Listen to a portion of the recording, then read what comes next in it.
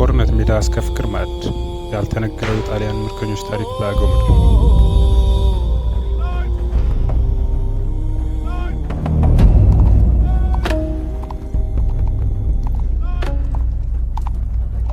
የአድዋ ድል ሲነሳ ሁላችንም የምናስበው ስለ ጀግንነት፣ ስለ ክላሽንኮቭ የወቅቱ ጠመንጃዎችና ስለ ጦር ሜዳ ውሎ ነው።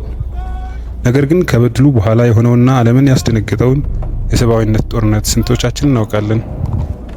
ዛሬ የምንተርክላችሁ በአክሱም ጓንጉልና በደጃች ወልደ ተክሌ የሚመራው የአገው ጦር በታሪክ ተመዝግቦ የማይጠገብ ታላቅ የሰብአዊነት አሻራ ጥሎ ያለፈውን ያልተነገረ የአድዋ ምዕራፍ ነው። ብቸኛው ጀነራልና ምርኮኞቹ።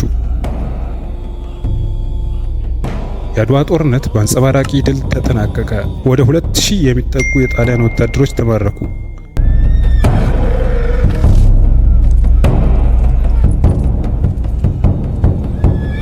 በዚህ መሃል ግን የአገው ጦር አንድ ትልቅ አሳ አጠበደ። እነርሱም ጀነራል ማቴዎ አልበርቱኒ ነበር። ጀነራሉን ጨምሮ ከ400 በላይ የሚሆኑ የጠላት ወታደሮች በአገው ጦር እጅ ወደቁ።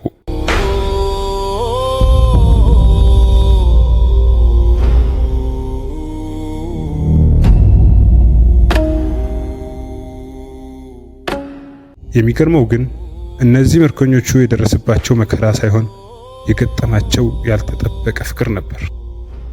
ወህኒ ሳይሆን ቤተሰብ። በወቅቱ ምርኮኞቻችን ለማሰር የሚበቃ እስር ቤት አልነበረም።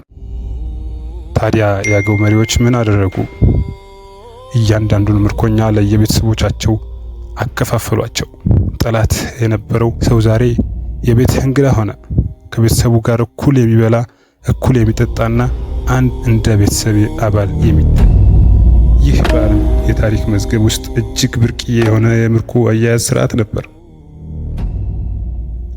የፍራንሲስኮ ፍሪሲና ምስክርነት። ከምርኮኞቹ መካከል ፍራንሲስኮ ፍሪሲና የተባለ ወታደር ይገኝበታል። ፍሪሲና ወደ ሀገር ከተመለሰ በኋላ የጻፈው ትዝታ ዛሬም ድረስ ልብ ይነካል። ለእርሱ ተመድቦለት የነበረው አሳዳሪ ዲዮሚኮ ይባል ነበር። ፍሪሲና እንዲህ ይላል። ዲዮሚኮ ከአባቴ ተለይቼ የማላየውና ከልቤ ሊጠፋ የማይችል ደግ ሰው ነው።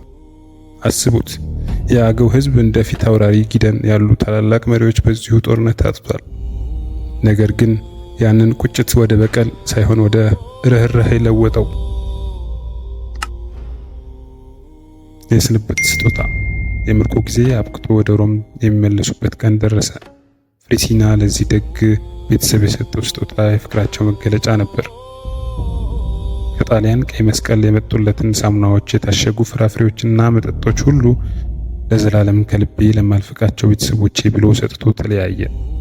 ይህ ምስክርነት ዛሬም ድረስ በጣሊያን ምንጮች ውስጥ የአገው ሕዝብን ስልጡንነትና ርህራሄ ሲያወድስ ይኖራል። የአድዋ ድል በጠመንጃ ብቻ ሳይሆን በሞራልና በሰብአዊነትም የተገኘ ድል ነው። የአገው ሕዝብ ያሳየው ይህ ደግነት ኢትዮጵያን ከጥንት ጀምሮ የሰለጠነና የረቀቀ የባህል ትልልቅ ማሳያ ነው። ታሪክን ማወቅ ማንነትን ማወቅ ነው።